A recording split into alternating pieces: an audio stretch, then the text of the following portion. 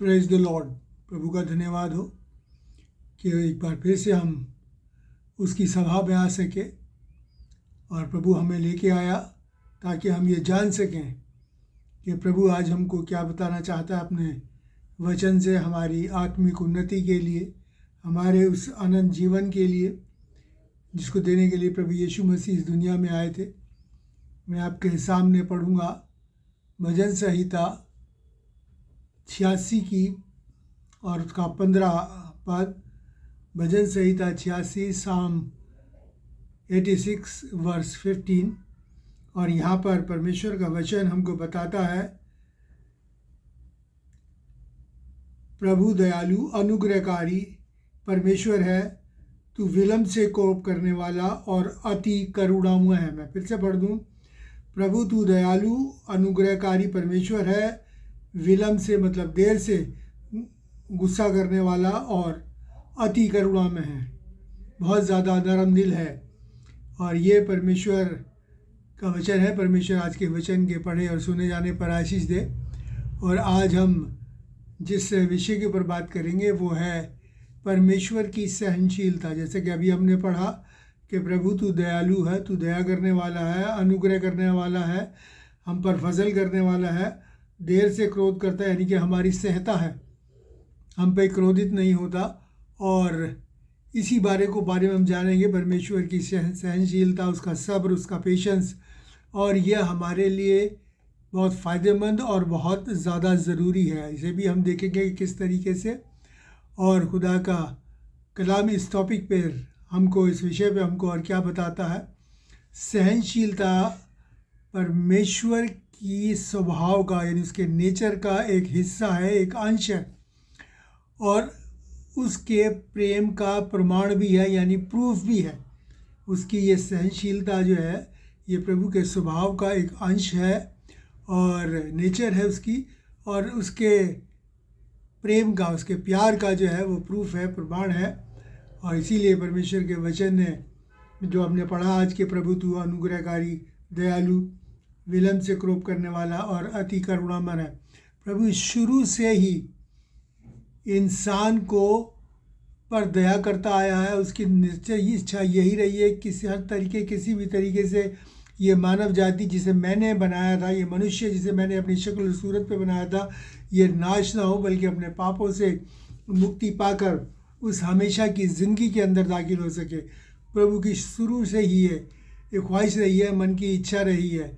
और देखिए कि प्रभु का वचन हमें भजन संहिता 103 साम 103 के अंदर उसकी 10वीं आयत पढ़ूंगा आपके सामने, और उसके बाद 12-13 यहाँ पर लिखा है कि उसने हमारे पापों के अनुसार हमसे व्यवहार नहीं किया, यानी हमारे पापों के मुताबिक हमसे सलूक नहीं किया, और ना हमारे अधर्मों के कामों के अनुसार हमको बदला दिया। हमारी बुराई के अनुसार हमें बदला नहीं दिया, वरना तो हम ख़त्म हो जाते।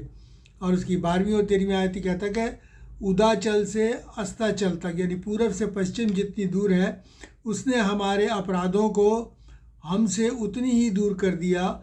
जैसे पिता अपने बालकों पर दया करता है, वैसे ही प्रभु अपने डरवैयों पर, या जो उससे डरते हैं उन पर दया करता है। और यहाँ पर हमने परमेश्वर के वचन में हमने क्या देखा कि ना तो पाप और ना पापी परमेश्वर के सामने टिक सकता है, ना खड़ा रह सकता है। लेकिन ये प्रभु की दया है, उसकी सहनशीलता है, उसका सब्र है, जो हम आज तक बने हुए हैं कि उसने हमारे अपराधों के अनुसार, हमारे पापों के अनुसार उसने हमारे से हमको बदला नहीं दिया। और जो कोई प्रभु यीशु मसीह पर विश्वास करता है वो उसके पापों को क्षमा करता है, वो उसके पापों को क्षमा करता है। और परमेश्वर का वचन क्या बताता है, अभी हमने पढ़ा कि जितने पूरब से और पश्चिम जितनी दूर है उतनी ही दूर उसने हमारे गुनाह कर दिया। मतलब दोनों ऑपोजिट डायरेक्शन, हमारे पापों को हमसे बिल्कुल ऐसी डायरेक्शन कर दिया कि वो वापस आ नहीं सकते। दोनों ऑपोजिट जो है वो पूर्व पश्चिम ऑपोजिट डायरेक्शन में, और इसी तरीके से उसने गुनाहों को हमसे ऐसे अलग कर दिया कि वो हमारे पास नहीं आ सकते अगर हम प्रभु यीशु मसीह के अंदर बने रहते हैं। और फिर वो अपने बच्चों की तरह हमसे व्यवहार करता है। वो अपने बेटे और बेटियों को नाश होते हुए या बर्बाद होते हुए किसी भी हालत में नहीं देख सकता। इसीलिए मैंने कहा कि ये परमेश्वर की सहनशीलता है कि हम आज तक बने हुए हैं। वरना तो अगर उसने हमारे पापों के अनुसार हमसे बदला लिया होता तो शायद आज हम इस दुनिया में होते, ये संसार भी ख़त्म हो गया होता। और देखिए विलाप गीत की पुस्तक जो है उसके अंदर का 3रा अध्याय और उसके 22 और 23 पद में मैं आपके सामने पढ़ दूँ। विलाप गीत उसका 3रा अध्याय और 22 और 23 पद, और यहाँ पर क्या लिखा हुआ है? यहाँ पर लिखा हुआ है कि हम मिट नहीं गए, ये प्रभु की महाकरुणा का फल है, क्योंकि उसकी दया अमर है, ना ख़त्म होने वाली, हमेशा रहने वाली है, जिंदा है। प्रति भोर वो नई होती है, हर सुबह वो नई होती है। तेरी सच्चाई महान है, तेरी सच्चाई का कोई सानी नहीं है, ऐसी पवित्र तेरी सच्चाई है। और यही परमेश्वर के वचन जो हमने पढ़ा उसमें कहा है, हम अपने अधर्मों के कारण मिट नहीं गए, ये उसकी दया और सहनशीलता का, उसके सब्र का फल है, उसकी करुणा फल उसके सब्र का फल है। नहीं तो हमारे को तो जैसे मैंने आपको कहा कि सब्र का फल है, ख़त्म हो जाना चाहिए था। और खुदा का कलाम बताता है कि प्रति भोर हर सुबह उसकी करुणा, उसकी दया नई होती, यानी कि हम जब सुबह उठते हैं तो वो नए सिरे से मेरे और आपको संभालता है, कल की बातों को अपने पीछे फेंक देता है, कहता है कि आज ये मेरा बेटा नया ज़िंदगी मैंने दी है, नया दिन से दिए, नए दिन में ये शायद अपनी ज़िंदगी को मेरे हवाले करे और मैं इसको आशीष दूँ, इसको बरकत दूँ और ये हमेशा की ज़िंदगी का बानी हो सके। वो हमको क्या करता है? हर सुबह उठते नए सिरे से संभालता है, हमारा मार्गदर्शन करता है, हमें रास्ता दिखाता है कि किस राह पे चलना है, क्योंकि हर सुबह नई होती है। और उसका क्या कहता है, और क्या लिखा उसमें लिखा है, तेरी सच्चाई महान है, अपनी सच्चाई के अनुसार, क्योंकि वह दयालु अति करुणामय है, देर से क्रोध करने वाला है, ये उसकी सच्चाई है। जैसे कि मैंने कहा कि ये उसका स्वभाव है, नेचर है, तो अपनी नेचर के अनुसार, अपनी नेचर को के मुताबिक वो हम पर दया करता है, इसीलिए हम मिट नहीं गए। और आज तक इतना सब कुछ होते हुए भी हम लोग इस धरती के ऊपर बने हुए हैं, ये प्रभु की महाकरुणा है। इस चीज़ को हम ध्यान दें कि हम उसको आदर दें, मान दें। और ये कि मती और उसका 8वां बाब और 17वीं आयत में क्या लिखा है? यहाँ लिखा है कि प्रभु ने आप ही हमारी दुर्बलताओं को ले लिया और हमारी बीमारियों को उठा लिया। प्रभु ने आप ही हमारी दुर्बलताओं को ले लिया और हमारी बीमारी को उठा लिया, मतलब कि उसने तमाम हमारी दुख, तकलीफ, परेशानियाँ, बीमारियाँ, चिंताएं सब उसने अपने ऊपर ले ली। वो कहता है कि अब तुम बिल्कुल चिंता करने की ज़रूरत नहीं, मैं जगत के अंत तक तुम्हारे साथ हूँ। वो कहता है किसी भी बात की चिंता करने से, बस मेरे और आपको ये है कि उसके ईमान में बने रहना, यही वो चाहता है। और जो उसके ईमान में बना रहता है, वो कहता है कि जो कोई विश्वास करेगा वो विश्राम पाएगा, वो हमेशा की ज़िंदगी पाएगा। बस यही परमेश्वर की जो मंशा है, और इसीलिए वो अपने स्वभाव के अनुसार मेरे और आपकी सहायता है। पहला पतरस 2 और उसके 24 में पर खुदा का कलाम देखिए हमें क्या बताता है। प्रभु आप ही हमारे पापों को अपनी देह पर लिए हुए क्रूस पर चढ़ गया, यानी कि सलीब पर चढ़ गया, जिससे कि हम पापों के लिए मरकर धार्मिकता के लिए जीवन बिताएं। खुदा बाप आप ही हमारे पापों को, हमारे अपराधों को, हमारे अधर्मों को लेकर सलीब पर चढ़ गया, यानी कि अपने आप को कुर्बान कर दिया, बलिदान किया मेरे और आपके लिए, ताकि हम पाप की तरफ से मर जाएं। यानी कि पाप हमारे लिए ऐसा हो जैसे है नहीं, मरा हुआ, और हम परमेश्वर की धार्मिकता के अनुसार जो इस कलाम में मेरे और आपको दिया है, उसके अनुसार हम अपनी ज़िंदगी को बिताएं, अपने पापों से छुटकारा पाएँ, और हमारे प्रति अपने प्रेम से भरकर उसने ये सब कुछ सहा, हमारे अधर्मों को ले लिया। क्यों? वो हमसे प्यार करता है, जैसा कि हमने पढ़ा, जैसे कि पिता अपने बालकों पर दया करता है, ऐसे ही वो हमको अपने बच्चों पर दया करता है। मैं और आप उसके बेटे और बेटी हैं। और देखिए खुदा का कलाम और क्या क्या करता है, उसकी इस सहनशीलता, इस सब्र के बारे में हम जानेंगे। यशायाह नबी की पुस्तक उसका 53वां अध्याय, उसकी 5 और 7, यशायाह 53 और उसकी 5 और 7 में देखिए खुदा का कलाम हमको क्या बताता है। यहाँ पर लिखा है, परंतु वह हमारे ही अपराधों के कारण घायल किया गया, वह हमारे ही अधर्म के कामों के कारण कुचला गया, हमारी ही शांति के लिए उस पर ताड़ना पड़ी, और उसके कोड़े खाने से हम चंगे हुए, उसके कोड़े खाने से हम चंगे हुए। और देखिए क्या कहता है 7वीं आयत में, क्या कहता है, वह सताया गया तो भी सहता रहा और अपना मुंह ना खोला। जिस प्रकार भेड़ वध होने के समय, यानी कि जब भेड़ को कुर्बान किया जाता है समय, और भेड़ी ऊँट कतरने के समय चुपचाप रहते ही है, वैसे ही उसने अपना मुंह ना खोला, खामोश रहा। खामोशी से मेरे और आपके लिए वो ये सब कुछ सह गया। उसने क्रूस पर अपना बलिदान मेरे और आपके लिए दे दिया। और कितनी बड़ी बात लिखी है, वो हमारे पापों के लिए, उसका कोई पाप नहीं था, वो निर्दोष था, निष्पाप था, निष्कलंक था। और उसने कहा कि वो घायल किया गया, और उसने क्या कितना कितना कुछ सहा। उसके कोड़े मारे गए, उसके पसली में भाला मारा गया, सिर पे कांटों का तेज, हाथों पैरों में कीलें ठोकी गई, और हमारे कारण कुचला गया। हमारी ही शांति के लिए उसकी ताड़ना पड़ी, ताकि हम शांति पाएँ। वो शांति का राजकुमार है। हमारी तमाम बुराइयों और धर्म को, डिस्टर्बेंस को सब उसने ले लिया, ताकि हम उस पर ईमान लाकर उस शांति को, उस पीस को हासिल कर सके जो प्रभु यीशु मसीह मेरे और आपको दिया चाहता। उसके कोड़े खाने से हम चंगे। उसने अपनी बलिदान दिया, अपना खून बहाया, और जो खून जो उसने कुर्बानी कर दिया, उस कुर्बानी के खून से मैं और आप जो है तमाम बीमारियों से चंगे होते हैं।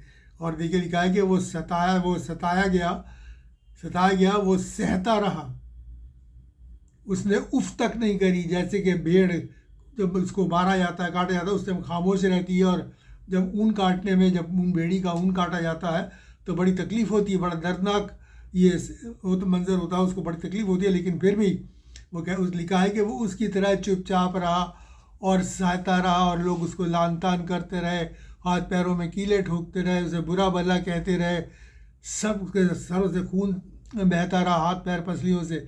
लेकिन वो कह रहा है कि उसने उफ तक नहीं किया, बल्कि सलीब पर जाके सबसे पहला काम प्रभु यीशु मसीह ने क्या किया कि आए बाप इन्हें माफ़ कर, क्योंकि ये नहीं जानते कि ये क्या करते हैं। आए बाप इन्हें माफ़ कर। उसने हम मेरे और आपके लिए माफ़ी मांगी खुदा से, और वो माफ़ी हमको जब मिलेगी जब हम खुदा यीशु मसीह पर ईमान लाएंगे। क्योंकि उसने माफ़ी तो दे दी अपनी कुर्बानी के ज़रिए, और वो इसीलिए वो सहता रहा, बल्कि उसने मेरे और आपकी वहाँ पर भी भलाई करी, और उस सब कुछ को मेरे और आपके लिए सहा गया। मेरे और आपको कितना प्रेम जो है अपने प्रभु से करना चाहिए। और देखिए कि परमेश्वर का वचन हम देखेंगे, और किस तरीके से खुदा की सहनशीलता, उसके सब्र के बारे में हमें और क्या बताता है। दूसरा पतरस उसका 3 और 9, दूसरा पतरस उसका 3 और 9 में पढ़ेंगे। यहाँ पर देखिए खुदा का कलाम हमको क्या बताता है। यहाँ लिखा है कि प्रभु अपनी प्रतिज्ञा के विषय देर नहीं करता, जैसे देर कुछ लोग समझते हैं, पर वो तुम्हारे विषय में, तुम्हारे बारे में धीरज रखता है, यानी सब्र रखता है, और नहीं चाहता कि कोई भी नाश हो, वन के सबको मन फिराव का अवसर मिले, सबको मन फिराने का अवसर मिले। इसीलिए वो मेरी और आपको सहन करता है। और वो सहन करता है इसलिए कि आज उसकी करुणा प्रति भोर नहीं होती है। हर सुबह शायद आज ये मेरा बेटा जो गुमराह है वो मेरे पास आ जाए, आज मेरे पास आ जाए, और वो हर रोज़ सुबह मेरे और आपके लिए अपने हाथों को फैलाए रहता है। इसलिए उसकी करुणा प्रति भोर जो है वो नहीं होती है।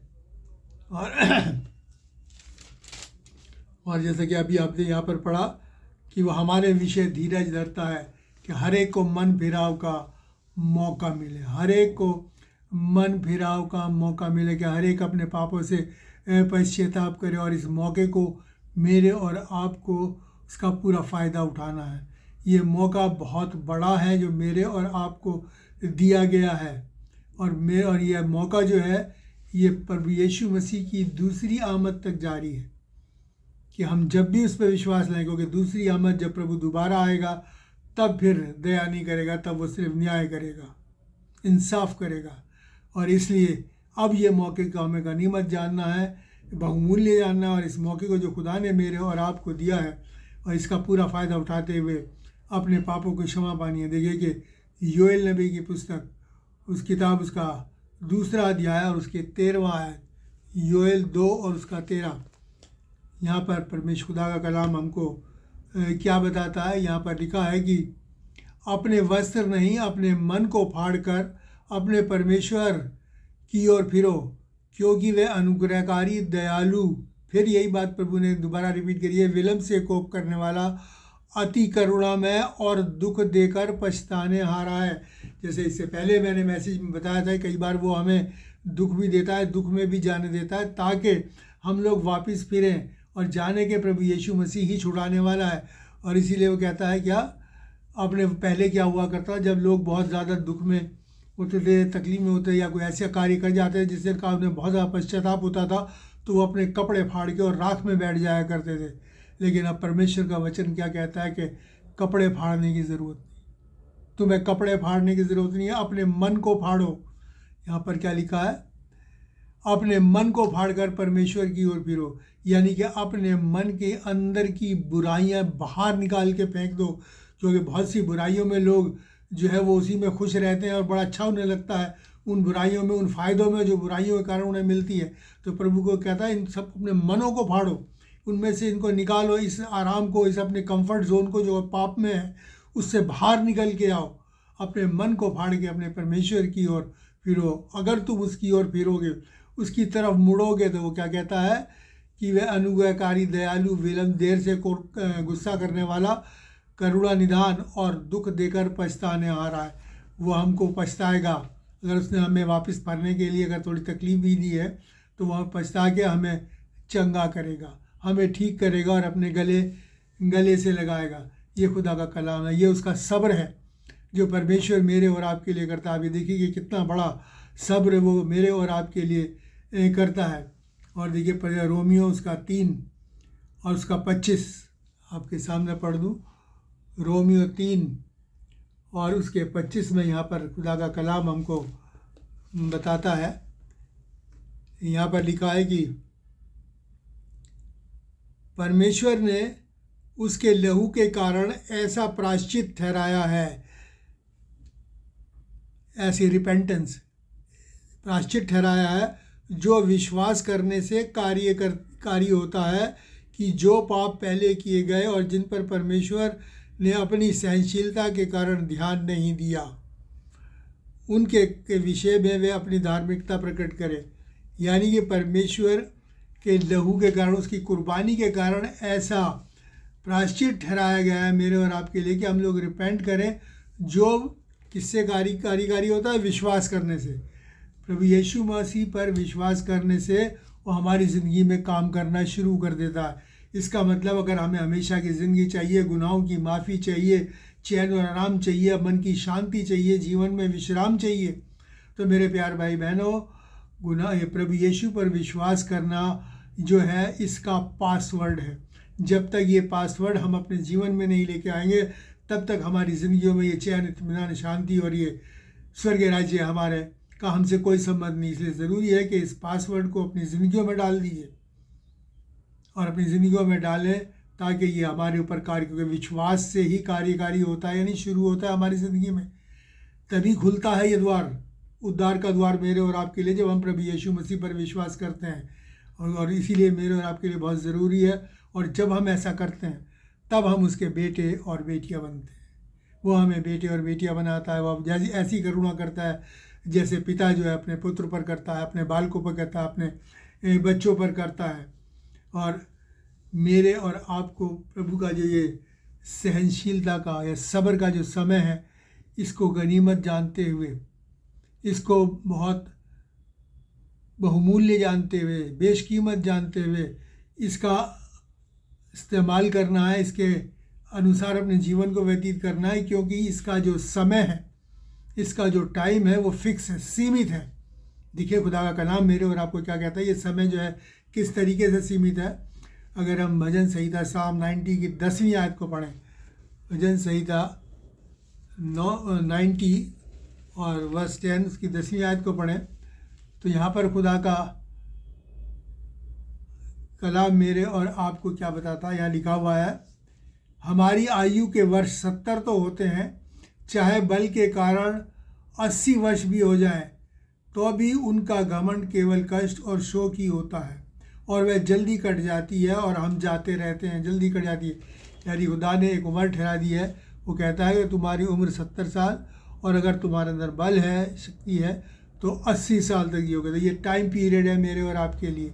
अब इस टाइम पीरियड को मेरे और आपको गनीमत जानना है, ताकि ऐसा ना हो कि हमारा समय, देखो हम एक बात हम अच्छी तरह सब जानते हैं कि हम नहीं पता कि हमारी ज़िंदगी कितनी है, कितनी लंबी है, कल हम हैं या नहीं है। जिस दिन हमारी आंख बंद हो गई हमारा ये टाइम ख़त्म हो जाएगा। और इसलिए मेरे और आपके लिए ज़रूरी है कि इस टाइम को गनीमत जानते हुए विश्वास करें और अपने मरे हुए कामों से तौबा करें, शैतान के कामों से तौबा करें और प्रभु यीशु मसीह की ओर फिरें, ताकि ये समय, अब हमारी उम्र कितनी है हम नहीं जानते, कितना समय हमारा रह गया है, जैसे कि प्रभु ने हमारी उम्र जो ठहराई है उसके अनुसार। तो इसलिए मेरे और आपके लिए ज़रूरी है कि इस समय को हम इस्तेमाल करें और अपने आप को प्रभु के चरणों में लेकर आएँ। कहीं ऐसा ना हो कि ये समय निकल जाए और हम देखते रह जाएं, क्योंकि खुदा का कलाम बताता है कि बहुत से तो जब प्रभु यीशु मसीह आ गए उस दिन हमेशा की ज़िंदगी के लिए जिएंगे और बहुत से हमेशा की मौत के लिए। अगर मैं गुनाह में मरूंगा तो हमेशा की मौत के लिए ज़िंदा होऊंगा, और मैं अगर प्रभु में विश्वास में मरूंगा तो हमेशा की ज़िंदगी के लिए, उस स्वर्गीय राज्य के लिए जी उठूँगा। तो इसलिए मेरे और आपके लिए ज़रूरी है कि आँख बंद होने से पहले, और बल्कि मैं कहता हूँ अभी, अगर हमने कुछ बुराइयाँ हमें तो उन्हें दूर करके प्रभु की सहनशीलता का पूरा हम फ़ायदा उठाएं। देखिए खुदा का कलाम और हमको क्या बताता है इस प्रभु के सब्र के बारे में। 2 कुरिन्थियों उसका 6 और 2, 2 कुरिन्थियों उसका 6 और 2। और यहाँ पर खुदा का कलाम कहता है, देखिए बड़ी अच्छी बात यहाँ पर लिखी है। वहाँ कहता है, प्रभु कहता है कि अपनी प्रसन्नता के समय, अपनी खुशी के समय मैंने तेरी सुन ली, और उद्धार के दिन मैंने तेरी सहायता करी, तेरी मदद करी। ये उसकी सब्र जो है, ये उसकी सहायता है, क्योंकि वो हम मिट नहीं गए महाकुरों का फल है। वह निरंतर हमारी सहायता करता है, प्रति भोर मेरे और आपके लिए खड़ा होता है कि हम उसके पास आए और वो हमें अपने गले से लगाए। देखो अभी वह प्रसन्नता का समय है, देखो अभी वो उद्धार का दिन है। अब आज मैंने कहा दूसरी आमद तक ये प्रसन्न प्रभु के खुश रहने का टाइम है, ये प्रभु और उद्धार का टाइम है, यानी निजात का टाइम है। और मेरे और आपके लिए आज का टाइम जो है इसको बहुत ज़्यादा अहमियत देनी है अपनी ज़िंदगी के अंदर। इस टाइम को वेस्ट नहीं करना है, बल्कि अब जो टाइम मिला कहता आज ये दिन है। अगर आज ही तुम तौबा कर लोगे, तो वो कहता है अगर कल तेरा प्राण तुझसे ले लिया जाए तो फिर क्या करेगा।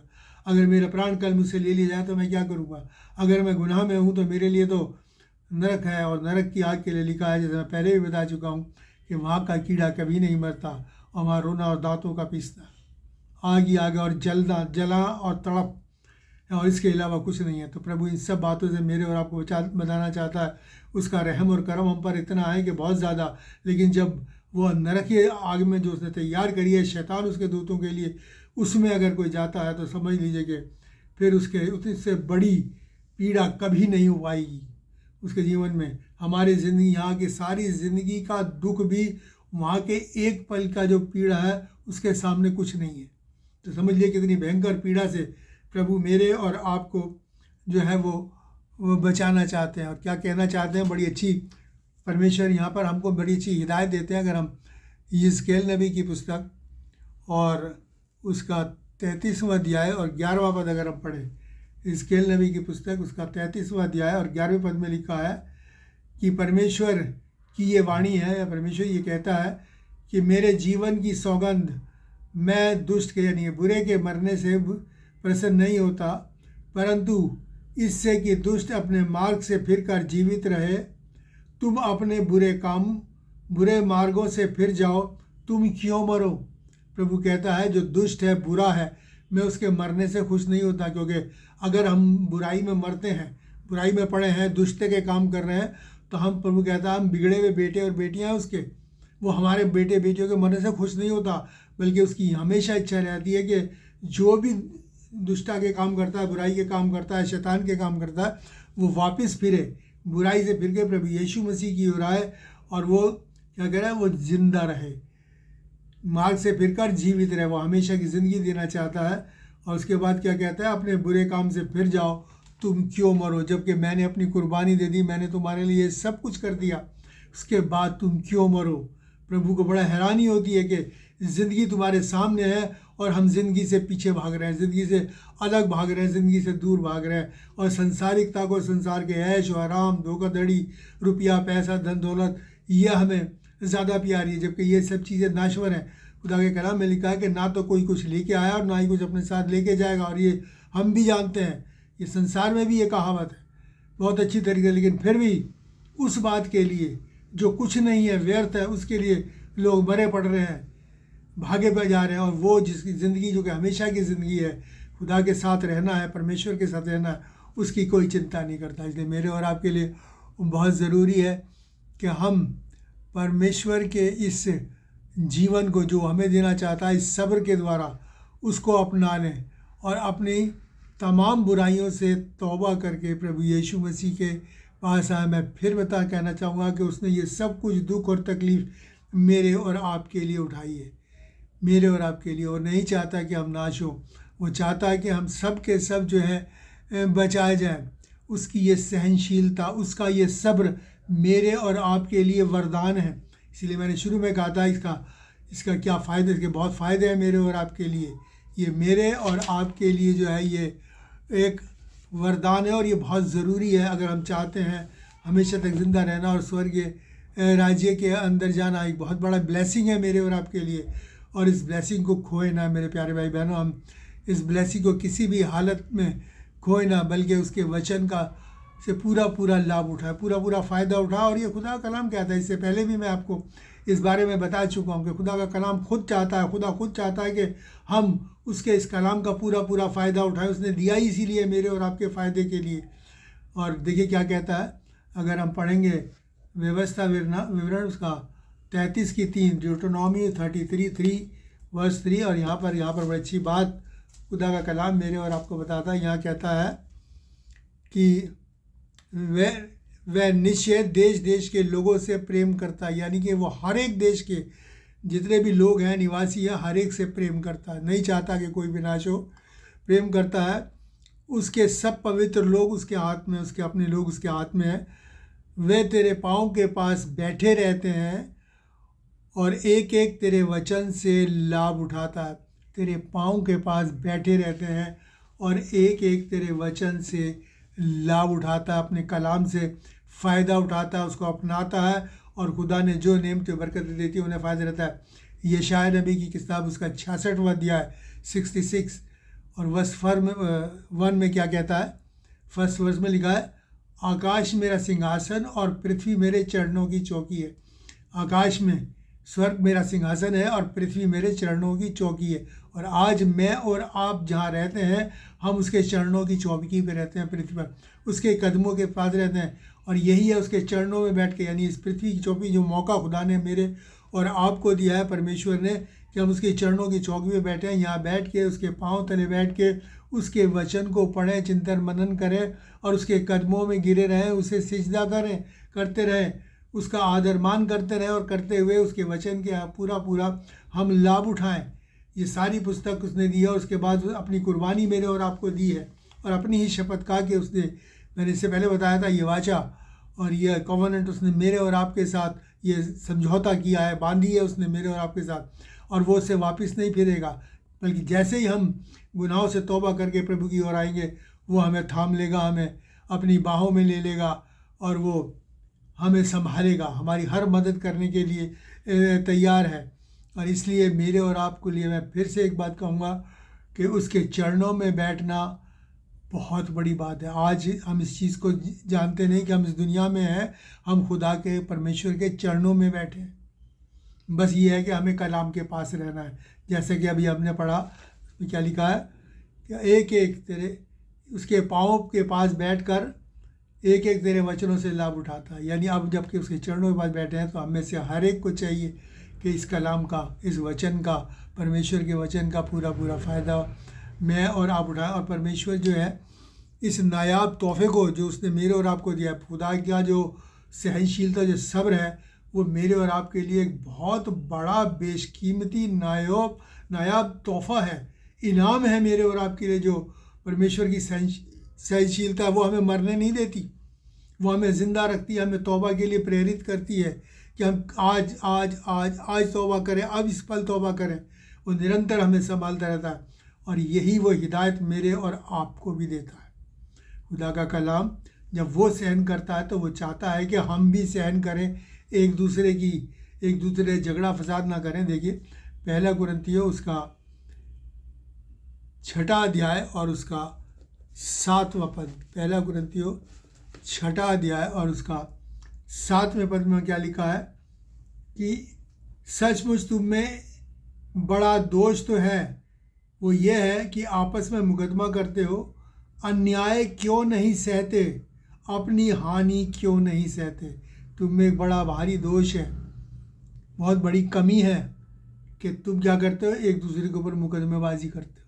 खुदा नहीं चाहता, बिल्कुल नहीं चाहता मुकदमेबाजी। वो कहता है कि तुम अन्याय को सहते क्यों नहीं। परमेश्वर के ऊपर, यीशु मसीह के ऊपर कितना अन्याय हुआ, उसका कोई कसूर नहीं था, लेकिन मेरी और आपकी खातिर वो सारा अन्याय सह गया। लोगों की लान तान, सारे हाथ पैरों में कीले ठुकवा ली, सिर पे कांटों का ताज रखवा लिया, कमर पे कोड़े खा लिए, इतना सब कुछ वो सहता रहा, सारा अन्याय वो सहता रहा मेरे और आपके लिए। क्या हम प्रभु यीशु मसीह के लिए आपस में एक दूसरे का नहीं सह सकते, अपने भाई की नहीं सह सकते?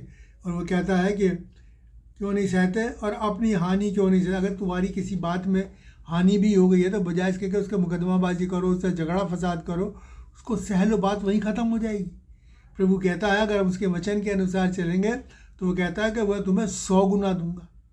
वो 100 गुना देने का वायदा करता है। तो अगर हम कलाम में पढ़ा होगा, हम पढ़ेंगे, तभी हम जानेंगे खुदा की क्या मर्ज़ी है, क्या वायदा है।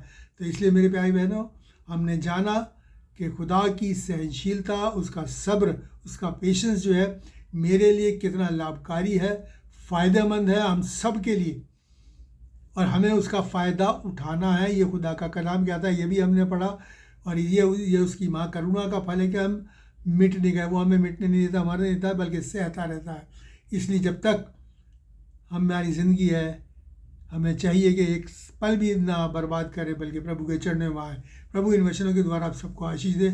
आइए हम दुआ मांगे। महान और दयालु परमेश्वर, अनुग्रहकारी पिता, तेरा धन्यवाद करते हैं प्यारे बाप आसमानी, तेरे पुत्र प्रभु यीशु मसीह के लिए, जिसने प्यारे बाप आसमानी हमारे लिए तमाम लोगों का वाद विवाद सह लिया प्यारे बाप आसमानी, और पिता परमेश्वर लान तान सह लिया, बुराई सह ली पिता परमेश्वर, अपना खून बहा दिया पिता परमेश्वर, सर से पाँव तक छिद दिया गया प्यारे बाप आसमानी, लेकिन तूने उफ तक नहीं किया प्यारे बाप। और अब तू हमें हिदायत देता है कि हम भी सब्र करें, झगड़ा फसाद ना करें, क्योंकि तू उसका नेम तो बरकतें बहुत हैं प्यारे बाप आसमानी। तू हमें किसी भी तरीके से नुकसान में नहीं रहने देगा, ये तेरा वायदा, और तू कभी झूठ नहीं बोलता। प्रभु सच्चा परमेश्वर है। इसलिए प्रभु हर एक को जो भी सुनने वाला है तौफीक और ताकत दे, बरकत दे, आशीष दे प्यारे बाप आसमानी, कि वो इस कलाम का पूरा फ़ायदा उठाए, तेरी सहनशीलता का पूरा फ़ायदा उठाते हुए अपनी ज़िंदगी को तेरी तरफ मोड़ ले, बुराई से हटा के भलाई की तरफ प्रभु यीशु की ओर मोड़ दे, और आए बाप आसमानी अपनी ज़िंदगी को इस कलाम के मुताबिक बिताने वाला हो सके। सबके लिए आशीष मांगते हुए प्रभु यीशु मसीह के नाम से मांगते हैं, आमीन। अब हमारे प्रभु यीशु मसीह का अनुग्रह, पिता का प्रेम और पवित्र आत्मा की सहभागिता हम सबके साथ, तमाम विश्वासियों के साथ, हर एक सुनने वाले के साथ अब से लेकर हमेशा तक होती रहे, आमीन। प्रभु आप सबको आशीष दे, बरकत दे। और आपसे फिर से रिक्वेस्ट करूँगा कि ज़्यादा से ज़्यादा इस वचन को शेयर करें, ताकि प्रभु की सहनशीलता के भागी और बहुत से लोग हो सके। शेयर करें, सब्सक्राइब करें, और प्रभु के इस कार्य में मदद करें। प्रभु आपको बहुत आशीष दे, आमीन।